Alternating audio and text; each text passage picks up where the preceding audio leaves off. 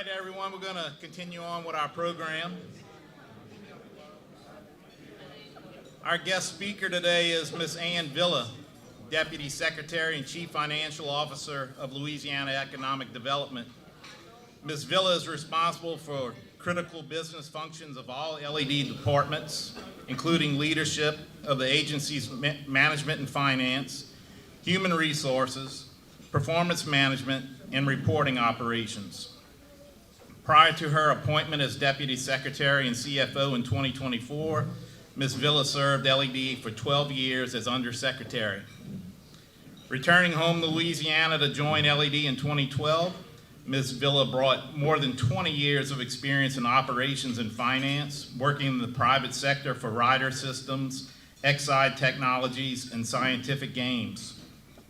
Ms. Villa's certifications and well-rounded career as a certified public accountant, certified economic developer, and certified government financial manager exemplify her passion about improving the lives of Louisiana citizens and working with allies, partners, stakeholders, and elected officials in supporting the efforts of economic development in Louisiana. Let's all welcome home Ms. Ann Villa.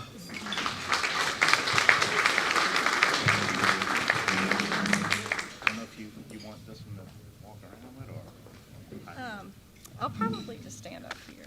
Yeah. So I'll probably, maybe I will hold it. You guys can hear me okay in the back? Yep, great, thank you. So, yeah, a bit of a homecoming. I talk about coming home to Louisiana, but this is truly my home. I grew up in Lakeside, right over the little hump there, and didn't spend any of my adult time here. Went off to college and never came home except to visit, obviously, during the holidays, but came home in 2012 to really make a difference. Truly my passion was about coming back home and serving the communities, of which led to my not only public education, but I did go to Central Catholic for high school, so I have both public and private education in my blood.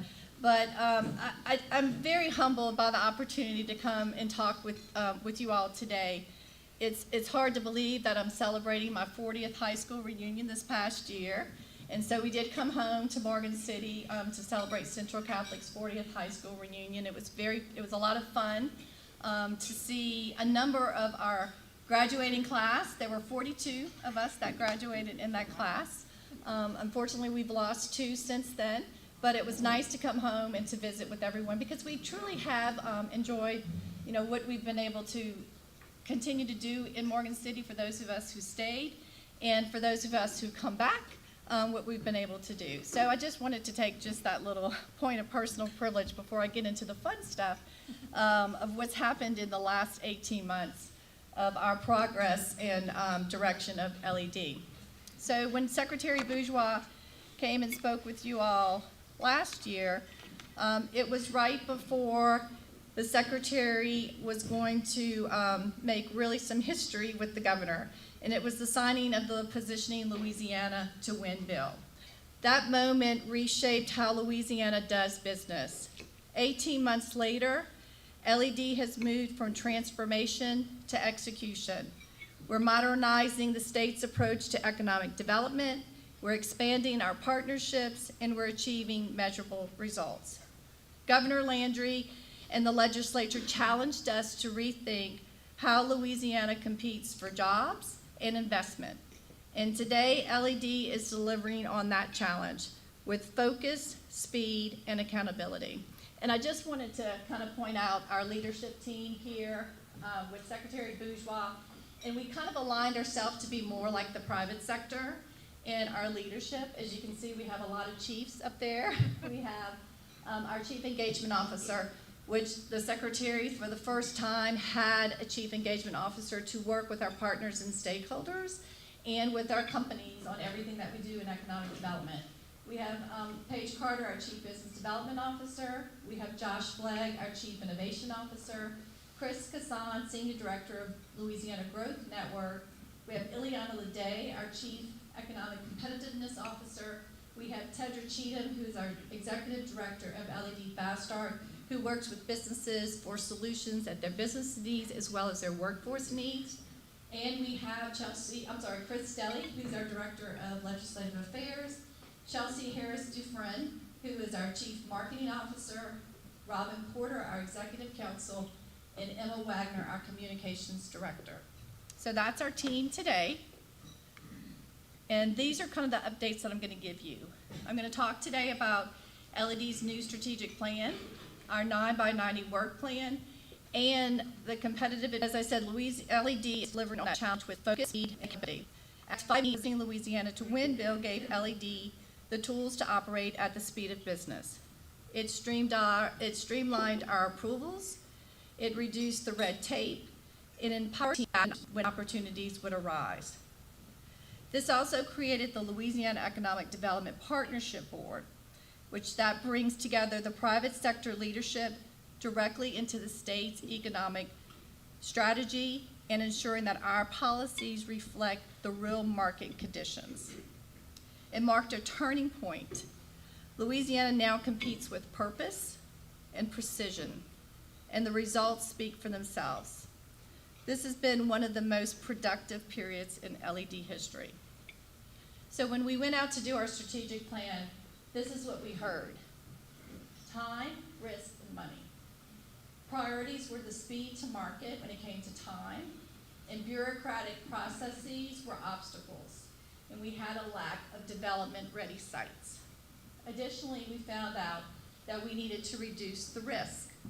We needed regulatory, political, market uncertainty, and workforce availability were also obstacles that were hindering and the risk associated with that. Money, expense reduction, and obstacles were our tax code, the lack of infrastructure, competition from other states. So what we've been able to do now is to work on our comprehensive strategic plan. But before I get to what we've done in that plan, the past fiscal year was one of the most productive periods in LED history. Louisiana recorded the largest fiscal year of new capital investments ever. Major projects that were announced were billions of dollars, thousands of new jobs, and record-setting confidence in our economy.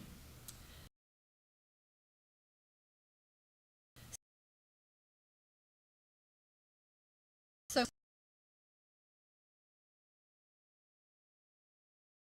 in Louisiana's history. Meta, a $10 billion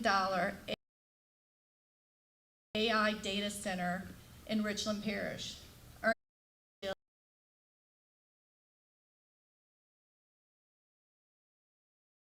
of years. Aclara Resources, a $277 million investment earth separation facility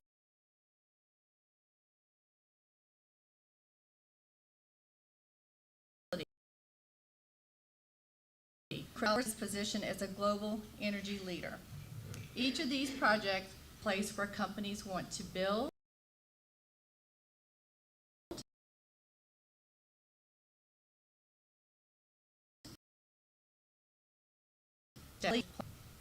this was a blueprint to build the most robust, innovative, and dynamic economy in the Southeast.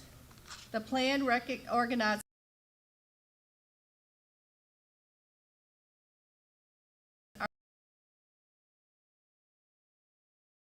high-wage employment, ensuring every Louisiana has access to proud, growing wages. Our thriving regions, empowering every region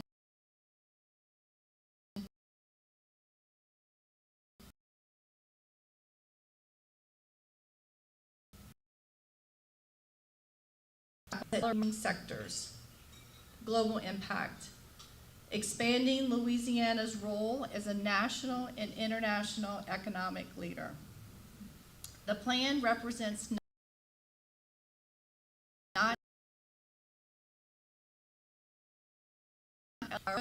to turn this plan into action. LED developed a 9x90 work plan. These are 9 initiatives to be fully implemented by the agents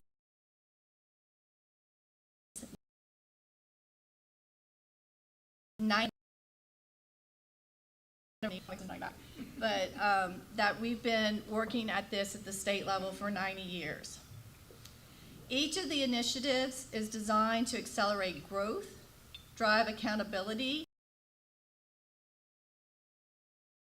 Our first initiative is the whole of government approach, Project Lightning Speed. Governor Landry's executive order established a formal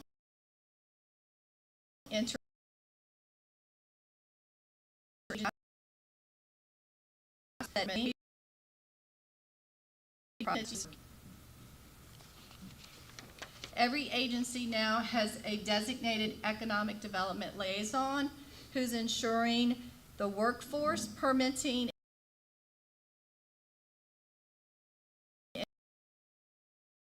and the Louisiana Opportunity Campaign. The Louisiana Opportunity Campaign is a bold statewide storytelling initiative designed to elevate the perception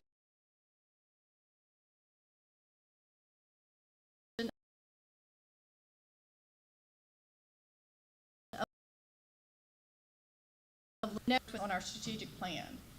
And one of the results from that was when they did a polling, people within the side of our state had more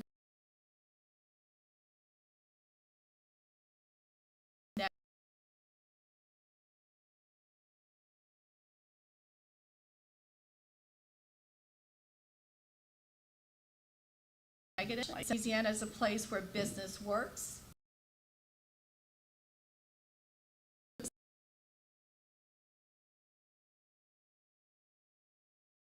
The pension and expansion visits annually, the most in our state's history. Campaign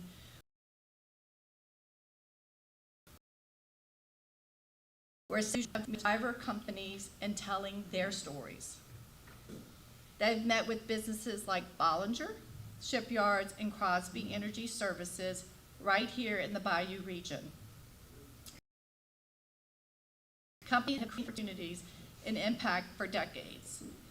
These conversations feed directly into LED's policy work, helping us shape programs and incentives that reflect the real needs of employers. To even further expand this initiative, we're growing that list of driver companies from 1,200 to 1,900 by 2026, the end of 2026, ensuring that companies already here have the same support as the ones that we recruit. Our fourth initiative is investing in Louisiana's long game. Long-term competitiveness depends on smart investment.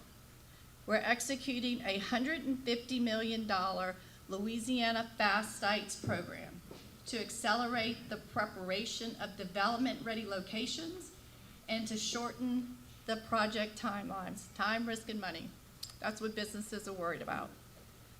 So this Sites and Investment Infrastructure Fund is a $150 million allocation. It's leveraging our partnership with existing assets to drive quantifiable return to the state. It's going to be an ROI-driven initiative guided by a competitive distribution process to maximize returns back to the state. So what we're trying to do is invest in things, return money back to the state. We can continue with this fund so we can continue to investing in those projects. At the same time, we're doubling down on capital formation, deploying a 200% increase in funding to early stage Louisiana companies through the new LA.io Growth Fund and its network of seed stage partners. The fifth initiative is ease of use. We're modernizing every point of contact between LED and our stakeholders. This includes new technology platforms to simplify applications, and LED has a new location and new offices in Baton Rouge that we've been working on for a couple of years now, so that we can showcase the businesses and the innovation that has existed in our state. We just haven't talked about it. So we're happy to open that building this past fall, and we're going to be even more welcoming in the near future when we can open it up to have more resources deployed out of the building. Our sixth, and I think really probably one of the most important, is the whole of Louisiana engagement. Louisiana's 8 regional economic development organizations, we call them the REDOs, are integral partners. Every REDO is aligning its regional plan with the statewide strategy, ensuring that local priorities directly inform statewide policy. We're also piloting a C-suite leadership council, engaging 20 to 30 Louisiana CEOs in LED's work to connect private sector insights directly into our public policy. The 7th initiative is ensuring Louisiana's competitive advantage. Louisiana's business climate is already one of the nation's strongest. We were just recently ranked top 10 for doing business for the first time in 5 years. To build on that, LED is refreshing its incentive programs, including a new program called the High Impact Jobs Program. It was launched in July and is focused on rewarding job creation and wage growth across industries.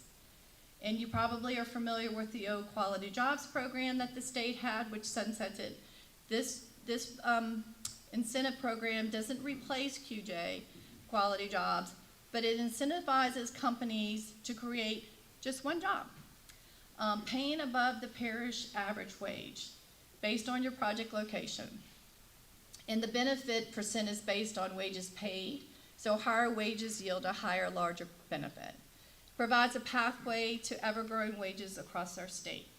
So this is just a few little quick tips here that companies who are currently participating in quality jobs, they cannot also have a high impact jobs contract at the same time. What's really cool about this, and one thing that we learned when we were investigating how we could do things better at LED, was that we were going to administrate this solely through LED and not through the Department of Revenue. So we began taking applications for this in July 1st. The earliest a company can claim a high impact jobs reimbursement is after paying 12 months of payroll. So these are kind of the basic structure is wages. Wage thresholds are aimed, again, at creating high wage growth in Louisiana. You get an 18% grant of new job wages at 125% of the parish wage, or 22% grants of new job wages at 150% of the parish wage. There are distressed regions across our state. So we do have this ability too, for 8% of a grant of a new job wage at 110% of the parish or regional average wage, whichever is lesser. And I'll give you an example. Because you have regions in our state or parishes in our state that you could have a very high wage parish, but they're in a portion of that parish that doesn't have that. So we have the ability to consider it a distressed region. Maximizing the project pipeline. This is our 8th initiative. LED is refining its business development engine. We're defining a clear project funnel. We're executing on our 8 regional specific energy plans and launching an international trade and investment strategy focused on high potential global markets. And through SourceLouisiana.com, our new statewide supplier directly, we're ensuring that as more projects come into the pipeline, more Louisiana companies are in a position to supply them. It connects major investors with qualified local providers, keeping contracts, jobs, and opportunities right here at home. To all you businesses in the room, make sure your company is registered on SourceLouisiana.com. It's free, it's easy, and it's the fastest way to put your businesses directly in the line of sight for new projects and procurement opportunities statewide. Our 9th and final initiative, our 9 by 90, is leadership and innovation. Louisiana is advancing emerging technologies to shape the state's future. The LA.io division will lead this work, launching 6 innovation pilot projects across energy, insurance, and trade, creating 2 new business accelerators, and standing up a tech-enabled toolkit for Louisiana small businesses. Together, these 9 initiatives define LED's path forward, from policy to performance, from planning to measurable outcomes. Earlier this year, during Super Bowl week, LED launched its newest brand, Division and Strategy, Louisiana Innovation, or LA.io, marking the largest direct investment in entrepreneurship in our state's history. It's designed to turn Louisiana's talent, research, and creativity into a scalable company that competes not just nationally, but globally. The key components of LA.io is our Louisiana Growth Fund. It's a $50 million capital fund supporting high growth startups. And also, the second key component is our statewide innovation network, linking local startup events and incubators into a unified ecosystem that amplifies visibility and opportunity. Through LA.io, we're not just recruiting innovation, we're building it right here. And the results of this work are already being noticed. As I said, this year, Area Developed Magazine ranked Louisiana among the top 10 states for doing business, our first time on the list in 5 years. That recognition confirms what we already knew. When we move with purpose and speak with one voice, Louisiana competes and Louisiana wins. So what does all this mean? In less than 18 months, LED has moved from restructuring to record-breaking. We've built the strategy, the structure, and the partnerships needed to compete. And we're executing with focus and accountability. With our comprehensive strategic plan and our 9x90 work plan, and with initiatives like LA.io, Fast Sites, Source Louisiana, and Driving Louisiana Opportunity, we're not just attracting projects, but we're reshaping the future of our state's economy. Louisiana isn't just competing anymore. We're leading with confidence and collaboration and with a clear vision of what's next. Just over a week ago, the Tax Foundation, the world's leader in nonpartisan tax policy, who's a nonprofit, whose mission is to improve the lives through tax policies that lead to greater economic growth and opportunity, announced the tax policy rankings. Louisiana improved to 31st, up from 40th in the 2025 report, out of the bottom 10 nationally.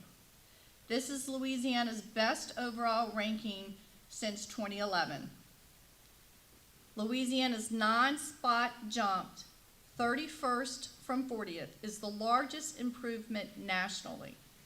It's a direct reflection of Louisiana's coordinated, forward-thinking approach to long-term statewide competitiveness. Louisiana is now in the top 10 for corporate income tax. We went from 29 to 10. Louisiana's first time in the top 10 in the corporate income tax ranking. I'll show you, those are the difference rankings between the years. Louisiana's overall improvement is attributed to flattening of both the corporate income tax and the personal income tax. We reduced the top rate of corporate income tax and the personal income tax and the addition of permanent expensing. The Tax Foundation called out that Louisiana can expect additional improvements in next year's edition due to recent reforms that have not yet taken effect. This includes the elimination of the corporate franchise tax that's to take effect on January 1st, 2026. The repeal, as well as the update removing the requirement of S corps to file as C corps, will yield meaningful further improvements. These major improvements are the direct result of the historic 2024 session on tax reform, which saw the state adopt lower, flattened income tax rates and permanent full expensing. These actions reduce the tax burden of organizations and individuals while simultaneously easing accounting and compliance. Because when we move together, government, business, and community, Louisiana just doesn't compete, but we win. So I know that you've already acknowledged the veterans in the room, and I had a note to do that as well. Today is the 250th birthday for the Marines. I don't know if you all knew that. Do we have any Marines in the room? No? Okay. And then tomorrow we celebrate Veterans Day. So just wanted to acknowledge all of you veterans in the room, really thankful for your service, your family's service, and our commitment to our country. So thank you. Any questions, I guess? We have time for questions? Oh. Sales tax, it's 50 on the tax flow chart. Yep. Are they still planning on doing anything to update the sales tax rules in the next session? Well, we can't do anything from that perspective until the 2027. 2027 is the first next fiscal session that the state has. I don't know if you guys are familiar with how our state runs the government, but regular session is in even years, fiscal sessions or in odd years. Good thing, bad thing, I think it's just like anything, there's pros and cons to it. I think it gives you some stability for a couple of years to know that there's nothing going to be changed unless it was a special session that will be called, or was called like it was last fall, which was great, as you can see. But I don't have any insight on sales tax. Any other questions? I'm super excited. Oh, yep. Big challenge in St. Mary Parish is workforce. Yeah. What, as a parish, should we be doing to try to improve that, or maybe what is it that working with LED we could do to improve that? Yeah, I think that workforce is a challenge that not just St. Mary Parish faces. I think every parish in our state, I think every county and every other state of the union has a workforce issue. We all recognize that. I think what we have done at the state level with Louisiana, Workforce Commission, Louisiana Works, I think is now their new title, or new agency name, is trying to move people from wherever they are in their points of life back into the workforce. And I was at a conference last week, and it's a national problem that pre-pandemic, we are still not at the rate of people working that we had prior to the pandemic, and we're 5 years out. So it is something that we recognize, and we have to do whatever it's unique to your community, to your region, to help you all lean in on that. I know that there's a big initiative at the community college level and at the four-year university for those who haven't even obtained their high school degree, which was shocking to me, of how many people that we have that don't even have their high school degree, and they're focused on getting those engaged back to get their GED and into the community college system. So there's an emphasis on that. So I would say work, within your parish, within your local economic development, and us at the state, we have a team that's not just dedicated to workforce for projects, but we're engaged at the state level to make sure that we are having the tools that those individuals need to get employed. Follow-up question. One of the big challenges here is housing. Housing stock. We have housing stock in general is pretty old and getting older, and not a lot of new development. There's been some new development, but it's higher end. Right. It's a welder that's making $100,000 a year can't afford a $700,000 house. Mm-hmm. And that's the part that we're really missing, is that something that's affordable for, welder, fitter, crane operator, Right. skilled trades Yeah, and that's, I mean, and I hate to keep saying it, but it's an issue that is faced all over, is affordability. And I mean, I think one of our attractiveness that we have in our opportunity campaign is that we have areas within our state that has affordable housing. Especially when you look at our border cities, so to speak, in those other states, Texas namely, where it's so expensive, property tax is so expensive there, homes are more expensive, to really, work within your community. How do we redevelopment? You don't need to tear down. I was in South Florida at this conference, and I'm seeing with those communities that are 50, 75-year-old communities, and you're having investments coming in, and they're just, people are coming in, and younger families are coming in, and they're just redefining Lakeside, so to speak. I mean, I was a product. I grew up in that neighborhood that I think I was talking to Gerard about that. I think it was McDermott.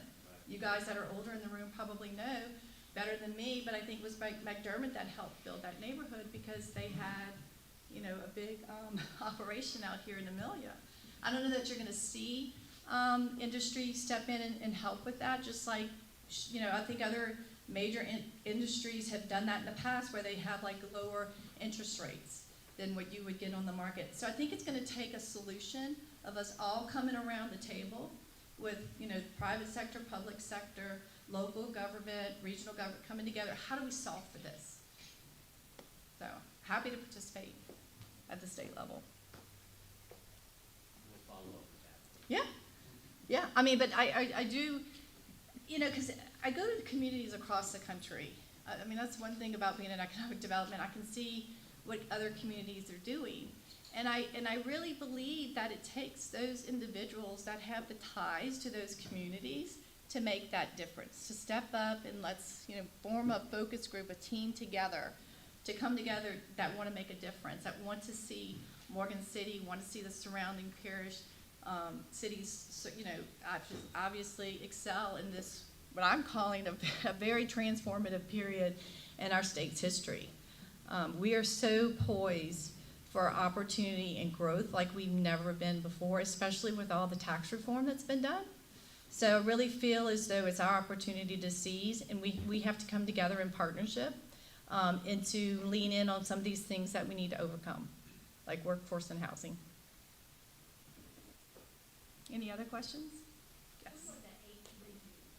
The 8 regional economic development organizations? We have one right here. Now, Christy is leader of CoLab, which is our Bayou region. We have our Greater New Orleans. You're going to put me on the spot. We have our Greater New Orleans, which is Michael Heck, and they're in New Orleans. We have one Acadiana that's in Lafayette, and we have Southwest Louisiana that's in Lake Charles. We have Northeast Louisiana Partnership, which is in Shreveport, and we have the Northeast Louisiana, which NALEA is in up in the Monroe area, and we have the Capital Region, which is Baton Rouge Area Partnership. They just renamed, and then we have Central Louisiana, which is kind of in the Alexandria area. Did I get all 8? Okay, good. Any other questions? So I guess a lot of you in the room are members of the Atchafalaya Intracoastal Coalition. So I just, want to thank you for your time, for the opportunity to come and speak with you, answer any questions that you may have. If you have any follow-up questions, Louisiana Opportunity is our opportunitylouisiana.com is our website. Any of us can be located. We have program administrators. We have lots of programs for small businesses. Our small business group has been nationally recognized for their excellence in what we do to support our small businesses. So one thing I love about Louisiana, our culture, is that we are defined by our small businesses. I will not eat in any fast chain restaurant like when I travel because I truly believe in supporting small businesses. And so thank you for what you do and for your investments that you continue to make and those that have been invested in our communities for a long time. Thank you for sticking by us in good times and bad, and look forward to working with you all in the future. Thank you.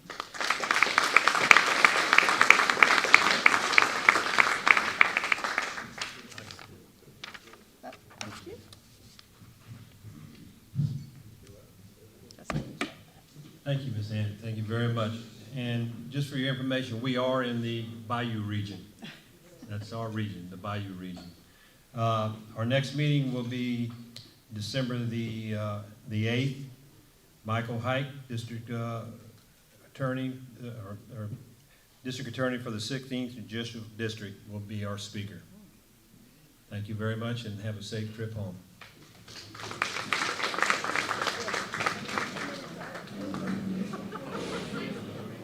What you doing, girl? Hey there.